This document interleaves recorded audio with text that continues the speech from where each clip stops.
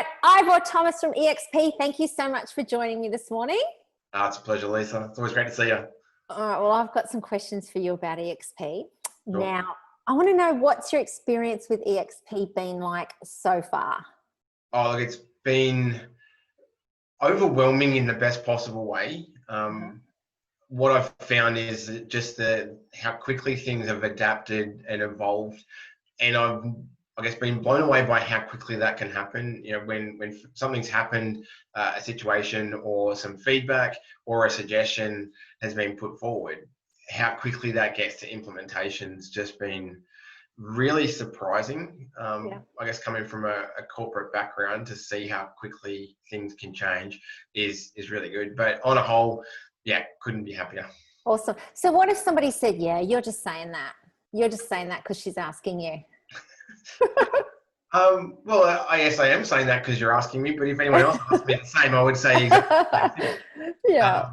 Because, yeah, I suppose it's a really natural question for people to ask, and they're probably expecting, it's like, yeah, so what's the catch, or like, what's the goss, what's the real part of it? Can't tell me really. Tell me all the bad stuff. Yeah. Like, that's all great for the brochures, but like, what's really like? What's really? Yeah. Well, I suppose that the best answer for that for me is that there's no vested interest for me to say otherwise. If anything, go. So, like, if anything, probably the opposite. You know, if it was that there was a vested interest for me to say good, bad, or indifferent, then the answer probably wouldn't be quite so honest or genuine or as instinctive. Okay, I'm going to do something a little bit different. I'm going to ask you, what's been the bad things about eXp? I mean, for me, some of the things that, you know, when I got into it, it was like, oh, I didn't think it'd be like that. But after voicing what I thought, they changed it, you know, which was like, oh, okay. You know, so everything that or not that I didn't like or whatever, just things that I was a little bit like, oh, I didn't think it'd be like that. After bringing it to their attention, it was like, oh, okay, we'll change that. So that was something really, that I didn't expect. Yeah. So I guess to answer that question, probably the one thing early on was, it was like on the onboarding when I first started, and I was very early, so it was very clunky. You were the pioneer. Trailblazing. Crash test dummy is how I like to think of it, like the little dude with the straps and the like little things, and he just smashed it into. I did. You survived it. Yeah, yes. I smashed into walls so that other people don't have to. Yeah, exactly. So the onboarding was a bit clunky, and I liken it to drinking water from a fire hydrant. Like, there was just so much all at once, and it was just too much to try and get my head around. Yes. But I believe that that's been kind of ironed out a little bit now. It's a little bit more streamlined, a little bit easier. Oh, definitely. And as you say, that was because of the feedback early on to say, hey, it's probably a bit much, or it's a bit overwhelming. Yeah, I actually found that too. But it's just, you know, it's there is so much to learn when you're starting your own business and all that sort of thing. There is a lot to learn, and there's no shortage of training. There's no shortage of support. But yeah, when you're trying to take it all in, it's like, oh my God, another email or something I've got to learn. But, you know, it's kind of like, you've just got to prioritize what you need at the time and all that sort of thing, and know that those resources are there, and anytime you need it, that information's there and the help's there. Oh, but definitely. And I think even just being aware of it, you can warn somebody ahead of time. It's absolutely. Like, you're going to get a heap of emails. Don't worry, it's all fine. Exactly. Just prioritize what you need at the time. Yeah. Right. Yeah. So what have you really loved about eXp? What's the about the model, about anything? What have you really loved about it? I think there's an element of community that I wasn't necessarily expecting, and camaraderie that I wasn't expecting. Mainly because, having come from a team environment, going out on your own, you kind of prepare yourself for a little bit of isolation, and it's probably been the total opposite. And I think there's a little bit of a polite irreverence, I'm going to call it, which is like, you know, we've got something pretty good here, and we're proud and we're confident of that.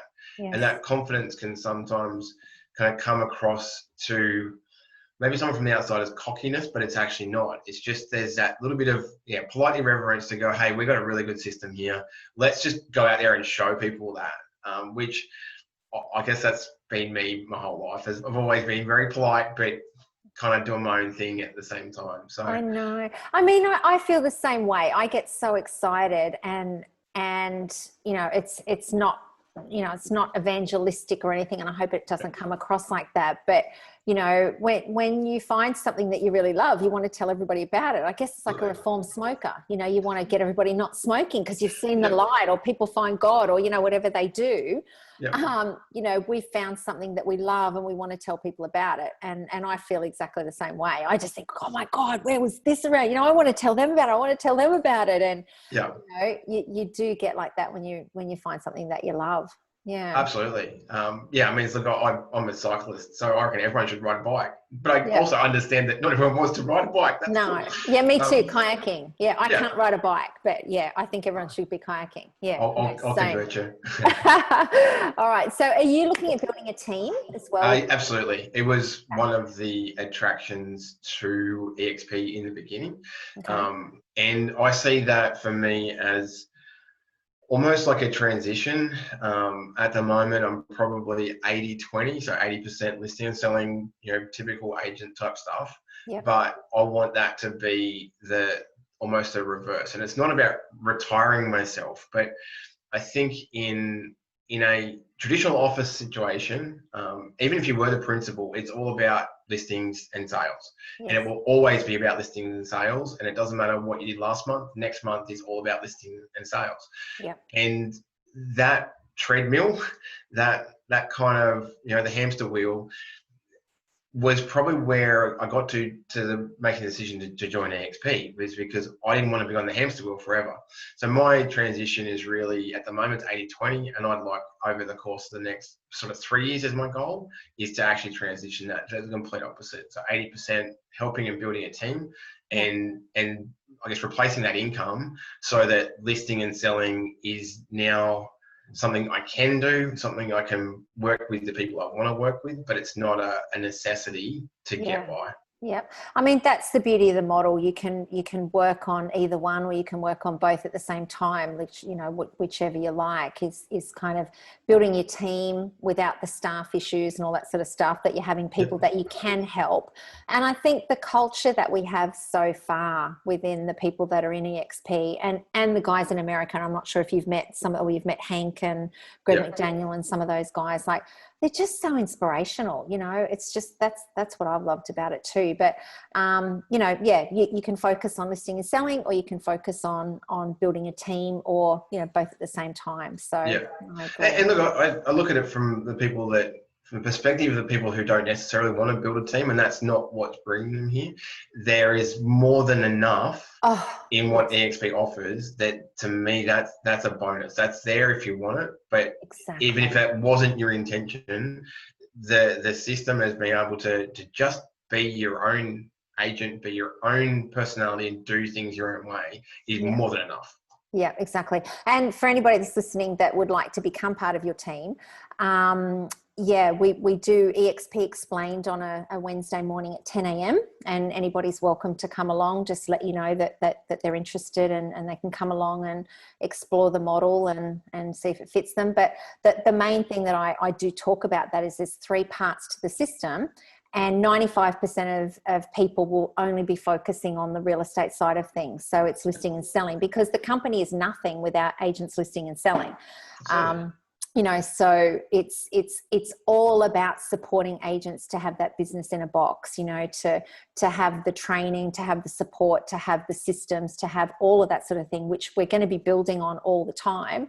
And as you say, you know, if people are not interested in building a team, you don't have to, but it's something that will organically happen anyway. You know, people are going to see what you're doing and going, what's that? Have a look at the model. Oh, that's awesome. You know, and they join and they become part of your team. You know, so it's not something you have to focus on, and we don't push people to do that. It's whatever you like to do. If you just want to listen, so you do that, or vice versa. Absolutely. I think probably the one thing that has really stood out to me is how we come across to the consumers, which is sellers and purchasers, that when you have happy people, and when you've got people that are energetic and they are loving what they're doing, they don't even have to open their mouth for that to come across. Yes. And that becomes infectious, because I think a lot of the time we're often in real estate sometimes dealing with the opposite. Someone who's got the chopping block, just one step behind them, and they're under pressure and they're under the pump, and they've got all of these expectations on them that, that you meet them and they're probably lovely people, but there's just that kind of heaviness that surrounds them because of all of the pressures that are on them. So, and commission breath and things like that. Yeah, totally. Pressure from principals. Where you meet someone who's happy in any walk in life, someone who's just happy with what they're doing, you just want to hang around them. So absolutely. I can see that really feeding on for people down the track as well. Yeah, absolutely. All right. So before you joined eXp, what other models did you look at? And what was the deciding factor? You said about building a team, but what were the other deciding factors that you decided to come over to eXp? Yeah, so I'd been in a traditional office sort of setup where I was an employee on wages and bonuses, so that, I guess, composite commission wages sort of thing. And I'd been within a couple of different offices, basically the same kind of setup. One of the things in it, things have a way of coming back to bite you on the bum, I suppose, sometimes, where I'd actually said to someone only a couple of months before COVID, so early this year, still 2020, that I had no aspirations to go out and do my own thing. I had no aspiration to be a principal, that was just not me. So that didn't really work out that way. But it was because I was expecting it was going to be the same, having to have an office, having to have staff, having to do trust accounting, having to do all of the admin stuff. And I looked at a couple of different models that offered the same concept, where it's like, well, we'll do the back end stuff, and you can have your own kind of brand depending on how much you want to pay, and you can do your own thing.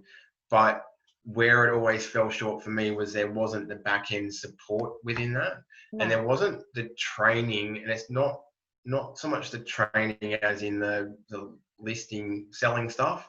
There's plenty of resources out there to find, but the consistency of having that backup, having a network and having people that want to see other people within the network succeed, that was always very formalized training, and it just never quite felt right. It never felt like the kind of thing that I actually needed. So every one of those ones, still managing trust accounts, still doing all of the admin stuff. That really isn't my area of expertise. Yeah, same. I hated all that sort of stuff as well. That's not my thing either. So were you saying about different models? So there was another model out there that if you wanted to use your own brand, it cost you more. Right? So you could kind of join with the normal with their branding.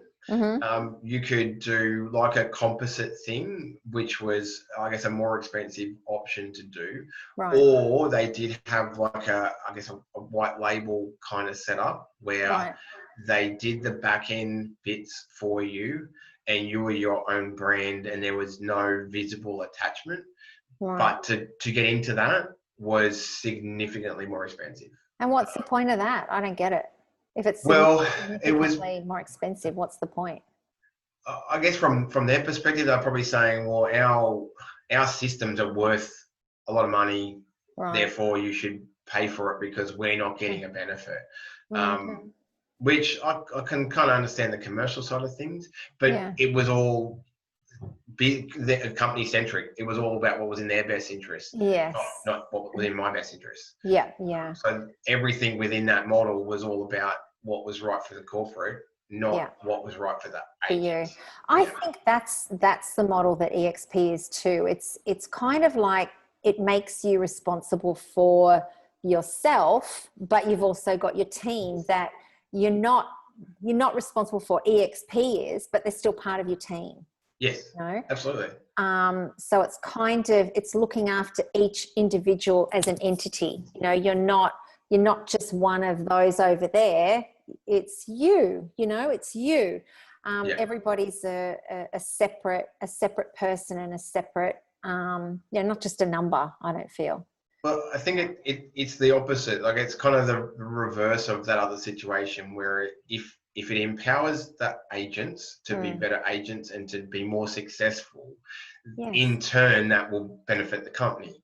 absolutely. As opposed to if it benefits the company, everyone else can just do what is going to benefit them, because that's forcing people to your agenda rather than letting the people that are actually out there doing it set the agenda. So Yes.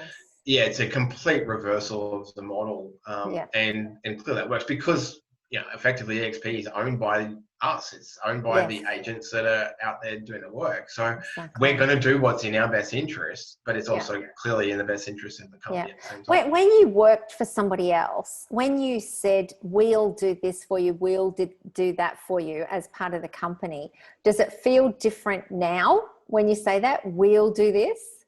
Oh, absolutely. Yeah. Because we is me with the support of, as opposed to we being something that I didn't really have much of a say in to begin with. It was, this is how the office does things. Yeah. And it's a bit like politics, I suppose, where you have to toe the party line whether you like it or not. Yeah. And the policy might stink, Yeah. but if you're part of that party, then that's what you have to publicly stand there and say, well, I'm in support of. Yeah. Which, it's just weird. So you feel like you've still got freedom, even though we are part of, in association with eXp, you still feel like you have, obviously a say in your business. You can do basically whatever you want within certain guidelines of logos and things like that. Yeah. Not going to bring any company into disrepute, obviously. No. So you still feel the freedom. You don't feel like you put in a little box and you can only do this or you can only do that. Oh, no, absolutely not. I want 100% freedom. And freedom to be and do things how I think that they should be done, and to be kind of accountable for that. At the same time as if I didn't align with the values of the company, I wouldn't be here anyway. No, exactly. So, exactly. The values that are there, to me, they're like they're the platform that I can be me on, because they're your values anyway. Exactly right. Yeah. Like if your value was get rich quick at any cost kind of thing, the values of eXp would not align, or if somebody was going to join that. So it is very much your values. Yeah. All right. Yeah. So I absolutely feel I can express myself, and what I get from eXp and the network that's being created and will evolve is I get to add bits to the stuff that I already know or that I might have picked up along the way, and go, that's a really awesome thing. I love how that person's done that. I love how they're getting the result that they're getting. And to be able to just shoot a message and say, hey, love that stuff. Can you give me a bit more details about it? Yeah. I can add that to me at the same time. So yeah, it's not a closed thing of this is my way of doing things and this is how it will always be. It's an evolving thing. Yeah. But I can certainly express myself very, very differently, and be far more authentic. Yes. Really, with the clients, like they're getting me. If they don't like me, then that's all right. Yeah, somewhere else you can go, but you're not getting half me. Yeah, exactly. And people list with the salesperson. Oh, definitely. All right. Yeah. Okay. So anybody that's considering joining eXp, what would you say? They're sitting on the back foot. They're looking. They're watching what you're doing. They're watching what we're doing. What would you say to them? Yep. If it was someone in the same situation as me, so they were working within an office, had a level of success, so they were quite competent and skilled. Mm-hmm. The question that I would ask them, and for them to ask themselves, is how much longer do they want to keep on doing the same thing that they've been doing? Because if they're quite content with that, stay where you are. Like if you're happy to just kind of bounce along, but if there's anything that they're wanting more, if they're wanting a different challenge, even, if they want more financial freedom, if they want more time freedom, just bored. Yeah. It's like how much longer would you be prepared to continue doing what you're doing the way that you're doing it? Because you don't have control over what happens next. Your boss Yeah. can walk in and say, we're now doing it this way. You're the owner of the business, the principal can sell the business to someone else the following day. Yeah. So it's kind of that question of, you know, how long are you happy to continue doing this for? Yeah. And if there's anything at all that's making you question that, then go searching, ask questions, ask as many people in eXp as you have to. Yeah, exactly. No, I agree. Yeah, it's, and I'd say the other thing too is that, you know, come and have a look for a couple of months. There's no lock-in periods or anything like that. We've had people from different franchises that would love to come to eXp, but they've got like 3-year contracts left and 5-year contracts. eXp, you're not locked in. You can join for a month, you can join for 2 months, you can join for 3 months. If you don't like it, you can go, you know, you can leave. At least have a look at it, see what the model is, see how it works, see the people, see how we get on, see the culture. And if you don't like it, then you can go and get a job somewhere else. But I would say try it. You know, for sure. have a look. Come and have a look at what we're doing, because it's good. Yeah, absolutely. And I think, look, one of the things that I know troubles a lot of people, because it troubled me as well, is that whole thing about loyalty. And you know, you feel obligated to the people that have employed you, and that's great. I mean, it is. And it's always a thing, well, what if I leave, you know, how's that going to affect relationships and things like that? Yeah. And it's a hard challenge, but at the end of the day, are you more loyal to the business than the business is to you, is really that question. And look, I'm sure there is some amazing businesses out there that do that, but I think in the most part, once you've got to a level of success where the majority of the business that you're picking up is coming from your own efforts rather than anything that's originating from the office, I think that the balance of that loyalty starts to shift very quickly at that point. So yeah, it's a challenge, absolutely, and it's an emotional and a mental challenge to get your head around. Yeah, but you've also got to look after yourself and make sure you're happy. That's right. I mean, ask yourself the question: who's having the holiday first? Yes. You or the boss? Yeah. All right. So, anything else you'd like to say? Look, I just think for anyone who's kind of on that fence, reach out and ask a few people, get some different opinions, because from the outside, everyone's going to have an opinion. They're going to have a perception of what things are. And I see this in a lot of things in life. People have got an idea of what something is, and then they find out it's something totally different. So, you know, if you're not sure, rather than dismissing it, then ask more questions or ask somebody different. And I'll throw myself out there. I'm happy to chat to anybody, and I'll always give a pretty honest account of how things are going. And I'm very good at being able to understand kind of where they're at and what their issues might be. Sometimes it could be a case of stay where you are for a little bit longer, and build towards it. But happy to have a chat to anyone at any time. Yeah, awesome. All right. Thank you very much. Thank you very much for your opinions and your advice. That's a pleasure. Thanks, Lisa. All right. Thanks heaps.